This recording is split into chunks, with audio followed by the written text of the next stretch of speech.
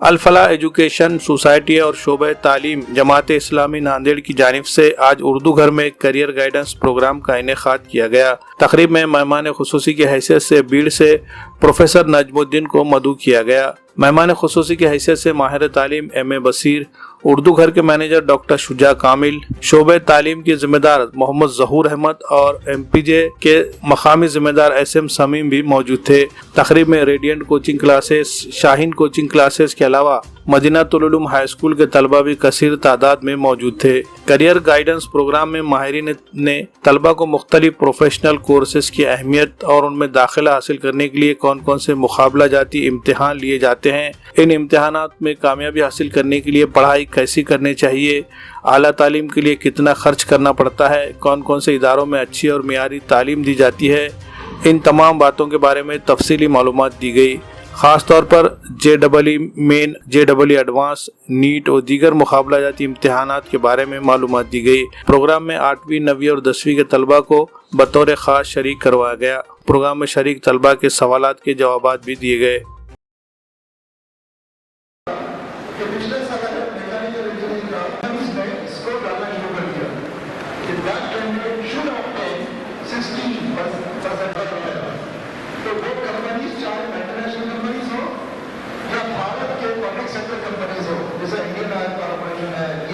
अस्सलामुअलैकुम।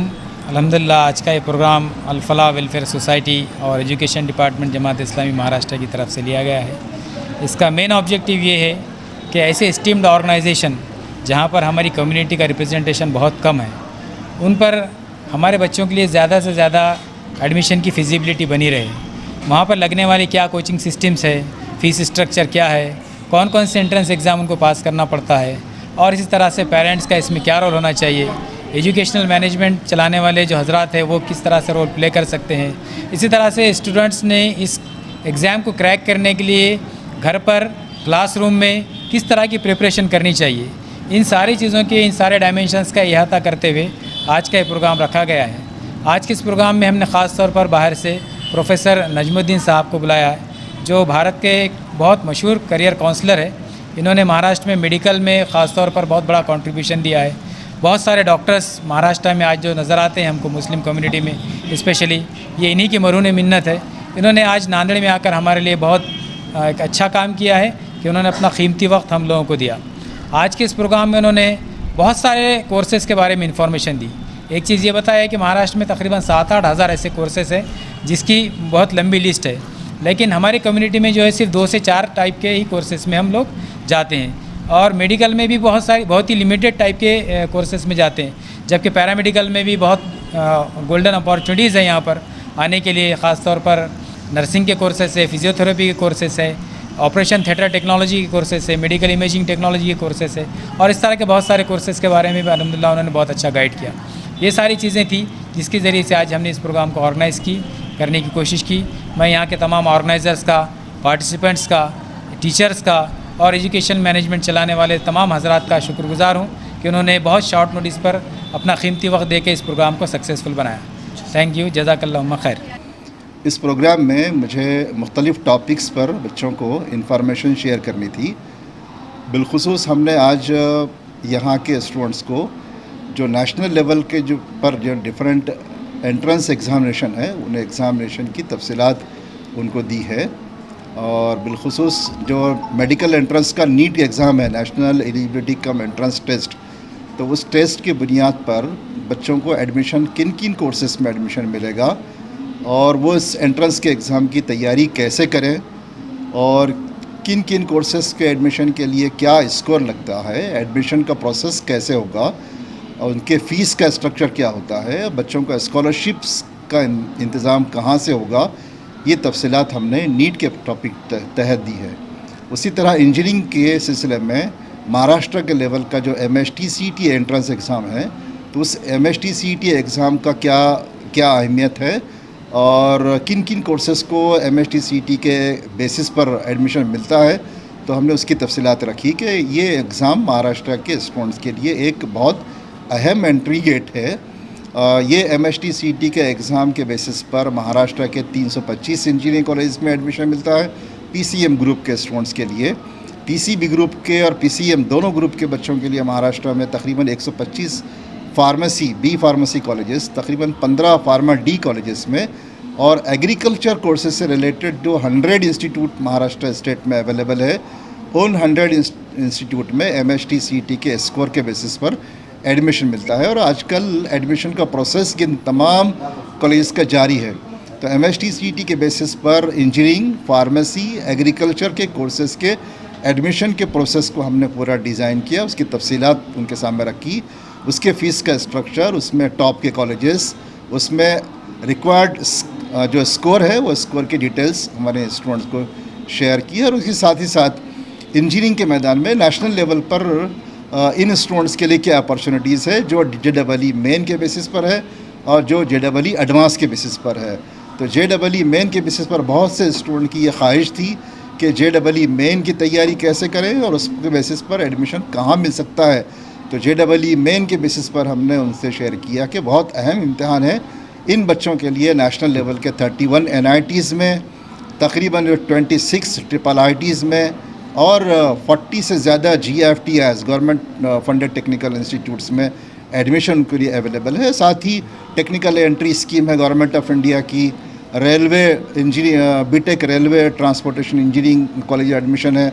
उसी के साथ ही फायर इंजीनियरिंग कॉलेज जो है होम मिनिस्ट्री के अंडर में चलने वाला, ये सब JEE मेन के स्कोर के बेसिस पर एडमिशन देते हैं। साथ ही JEE एडवांस के बेसिस पर भारत के टॉप के जो इंस्टीट्यूट है IITs, IISc और IISER जो बेसिक साइंसेस के इंस्टीट्यूट है, उसकी डिटेल इन्फॉर्मेशन बच्चों ने बहुत सुकून के साथ हासिल की।